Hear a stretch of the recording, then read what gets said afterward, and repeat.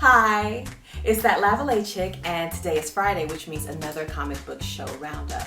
On this week's show, there seems to be a theme of the heroes going it alone, and the people around them telling them that they don't have to do it alone.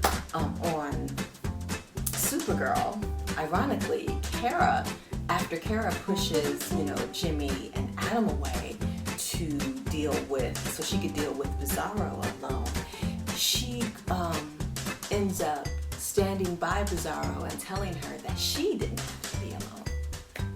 And when I remembered his name, I know his name now. He was very insightful from the friend zone. It's like people in friend zones on TV have the superpower of giving great advice because they don't want people to end up where they are. This week's theme continues on The Flash, where Detective West tells Wally that he is not alone because he has, Detective West and Iris, who's his family. And Barry tells Earth 2 Wells that he is not alone. He has Team Flash to support him. And he even tells him this after Wells admits that he betrayed him, saying that, they all would have done the same thing to save their loved ones. Now, 2 weeks in a row on Twitter, I've seen 2 different theories on who Zoom could possibly be. Both of them plausible and heartbreaking, and I'm not going to say more than that right now. On Agent Carter, they had parallel flashbacks to show how Whitney Frost and Peggy Carter came to be who they are.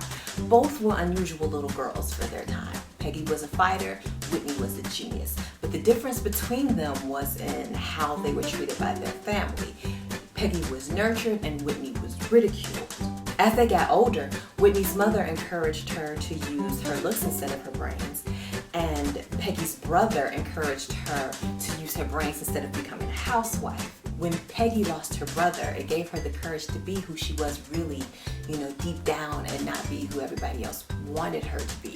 Whereas Whitney learned how to use people's perceptions of her against them to manipulate them and get what she wants. It's very interesting to see how they were both the same, yet different. On Arrow, the episode was about Oliver's guilt.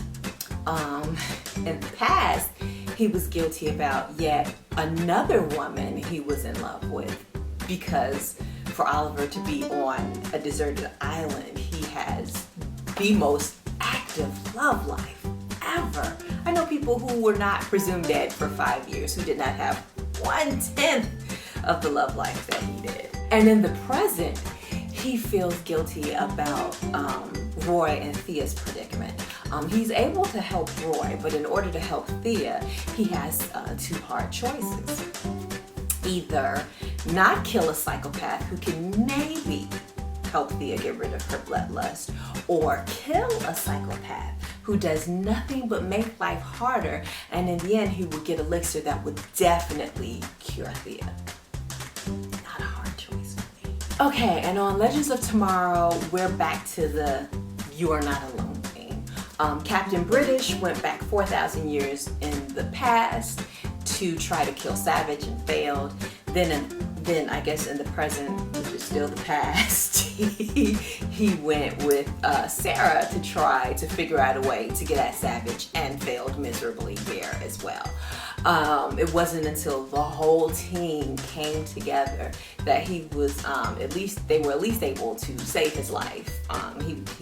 He stabbed Savage, even though he's not going to be dead permanently because it has to be Hawk Girl. And they were able to retrieve Carter's body. The saddest moments in this episode revolved around Snark, the reluctant hero. He's fighting becoming a good guy so hard, yet even his crimes have good intentions now. He stole an emerald to save his dad from jail, but he had to learn that you can't cure stupid. His father got arrested anyway, trying to sell the emerald to an undercover cop. Supergirl finally learned who her big bad is. Agent Carter learned that the enemy is on the inside now. And everyone else learned to stop trying to go it alone. Or did they? That seems to be a reoccurring thing with superheroes, thinking they could do it all by themselves. So, Who do you think Zoom is? Let me know in the comments below. And as always, please like and subscribe.